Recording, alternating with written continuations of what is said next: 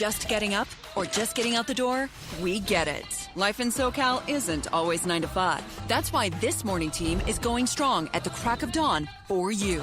Shauna, her forecast will tell you what to wear. Whit and Daniela, they'll break down all the morning's breaking news so nothing takes you by surprise. It's simple. You wake up, we'll open your eyes. Today in LA, now starting at 4 a.m. on NBC 4U. Blog Talk Radio. T-minus 10, 9, 8, 7, 6, 5. All three engines up and burning. 2, 1, 0, and liftoff. Coach on Fire Radio. I am the tiger.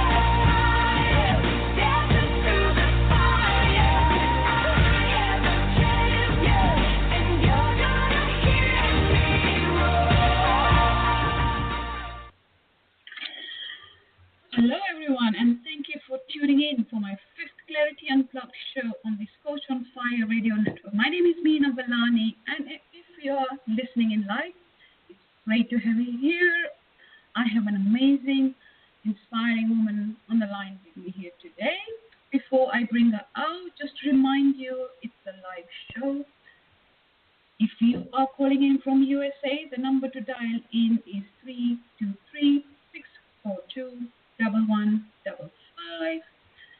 Or if you are not in USA, do drop me a message on Facebook, Mina Vellani, and I will respond back. So without further delay, can I bring out Nicole? Nicole is a coach and a mentor for new and aspiring female entrepreneurs. So Nicole, are you online? Hello, can you hear me? Hi Mina, thanks for having me.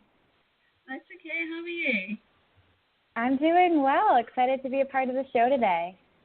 Oh, lovely. It's great to have you here today. So a bit about Nicole. Can you tell me what you do and how did this journey started into mentoring and inspiring female entrepreneurs? Absolutely. I think a lot of it starts with my own personal journey. I've realized that as much as I loved the work I did in my corporate life, it was not the life I wanted to live. I knew that there was more to life than punching in and punching out and sitting at a cubicle all day. And I knew that the skills I had and the passion I had, it wasn't being utilized to the best of my ability. And I realized that after 7 years of jumping jobs, I was averaging one job every year for 7 years. So lots of movement. I realized that I really needed to follow my passion, which was to be my own boss, to start my own business, to set my own rules. And along the way, I realized what I loved doing, and something I've been doing for, the last decade really, has been helping my friends, figure out what they want to do, help them move their lives forward. And I realized it didn't just have to be something I did on the side. That could be something I do every day. And that's what really inspired me to start Bring Your All, where I help women, create their own businesses and really take charge of their own lives. And I love what I do. I've been doing it officially for just over a year now, and it's honestly one of the best things I've ever done. Wow, that's quite interesting, isn't it? Because it sounds quite similar to what I felt. I mean, I was in a corporate job, and I still do it for a couple of days a week. But deep down, I always knew this is not something I wanted to do forever. Mm-hmm. So you go on a journey to search yourself, right?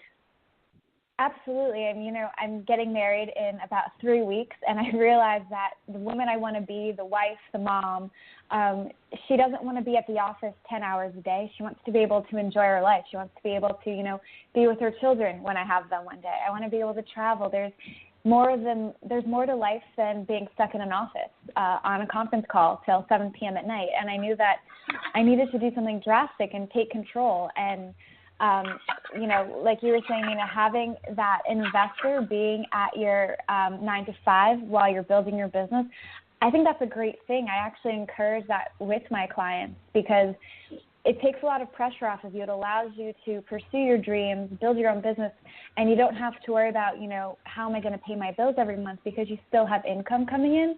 So it really allows you to build your business with a little bit less stress. And let's face it, no one needs stress when they're starting to do something new. Yeah, definitely. So how do you utilize your existing skill sets to reach your goals? So that's a really great question, Mina, and thanks for asking. So one of the things I will say is if you are interested in starting a business, or even if you're wanting to, just do something different, take up a hobby, a lot of it comes down to time management and how you're spending your time with your day job, with your outside activities, everything you do. And for me, I was really able to utilize the time management skills that I had to really help me look at my calendar and figure out, the best way to utilize my time so I could move my projects forward, so I could build my business faster. And one of the things I would recommend for anyone looking to start something new is to think about the things that they do in their day-to-day lives. What are the things that they love? What are the things that they wish they could delegate to someone else? To really understand where your passion lies, you have to start thinking about what are you good at? What are activities you could do every day, all day, and never be bored?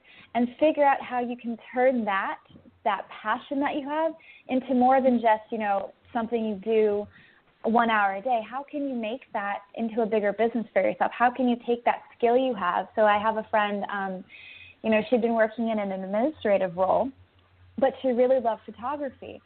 So on the weekends, she would start to photograph weddings, because she was able to build on that passion. So really figuring out what it is that you love and understanding, the different ways you could make that into a business. And it doesn't have to be, the standard role that you ever think of. There's people that are branding photographers, and they travel the world, traveling everywhere, getting to visit these beautiful locations while also helping their clients, figure out what their look is for their brand. So I think it's really incredible to think about what you like in your life, how you want to live it, and how you can merge those two together.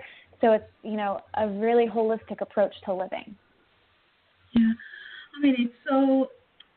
Listening to you, it just feels like something you can sort of do it in your daily routine. But how do you get people out from their thought process when they can't get out? How do you make them realize you are further along than your thoughts? Absolutely. So this is something that comes up all the time, even with myself every once in a while. We don't give ourselves enough credit. I think that all of us are probably a bit of a secret high performance, high achiever. We always are looking ahead, where we don't ever stop to really give gratitude to where we are right now, or to celebrate the accomplishments we've had. So one of the things I love to do, and I do this pretty often myself, is I start to make a list. So I think about my big picture goal, where I want to be, and then I make a list of all the things that I know need to happen to get me there. And then I slowly start to go through and say, well, what have I done? When I was thinking about starting my business, I was like, well, the first thing I need to do, I feel like I need to take a course or maybe build my website. So I made a list of all the things I needed to do. And, initially I researched programs that I could take, and then I eventually chose a program. So those are steps I took to get me to my bigger picture goal. Now, back in the day, I don't think I would have really given myself enough credit for doing what I did. I think I would have just said, oh, well, obviously that was going to happen. But no, that's not true. I made a choice, and my choice was to do the thing that was getting me closer to my goal. And that's huge, because a lot of people don't even take that step. And the fact that you are doing things, the fact that you're going after your dreams is really, really incredible. So really take stock of, what have you done so far, and celebrate that. I think, just take a minute to really take stock of everything you've done. I had a client once, she really wanted to work with students in a school setting on mindfulness, and she didn't see how that was a possibility for herself. And as we're talking about what she's doing and we're talking about the work she does, she didn't even realize she was already doing that. She was already living her dream, and she just couldn't see it for herself. So really taking a moment to write down everything you're doing, put it on paper, and then look at it and really understand just how far you've come. Yes, definitely. Just going back to the point of time management, actually, I was reading an interesting article today. It says 6 expert-packed productivity tips to help you nail your to-do list. I'm not going to go into the details. I'm just going to read the 6 list. It says, replace multitasking with multi-purpose.